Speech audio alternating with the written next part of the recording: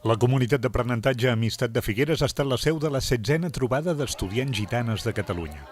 S'hi ha celebrat el dissabte 25 d'octubre des de 2:45 de la tarda, quan hi han arribat les 200 participants en diferents autocars. L'objectiu d'aquesta trobada és reflexionar i debatre sobre l'educació com a forma de superació de les desigualtats que pateixen les dones gitanes. El coneixement diu que ens fa lliures i com més preparats estiguem, també farem una societat millor al futur i serem més bons ciutadans i ciutadanes en respectant a totes les diverses ètnies, cultures i que conviuen conjuntament en aquest món. Ens hem de creure que el món pot canviar, que un futur millor és possible i amb trobades com la d'avui el que hem de fer és deixar-ne constància i fer-ho realitat. Avui, aquesta tarda, suposo que hi haurà dues paraules clau, que seran dona i educació, o dona i cultura, que també ha sortit.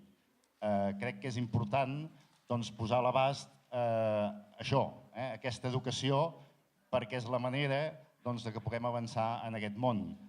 A més, ha arribat el moment en què els paios no hem de dir què heu de fer les persones gitanes, no som nosaltres qui us hem d'explicar com prosperar, sinó sou vosaltres mateixes les que heu de traçar el vostre camí per arribar a una situació de plena normalitat i d'èxit social i professional. En aquesta trobada també hi han participat dones gitanes de Bulgària i Hongria que han volgut conèixer de primera mà el funcionament d'aquesta activitat.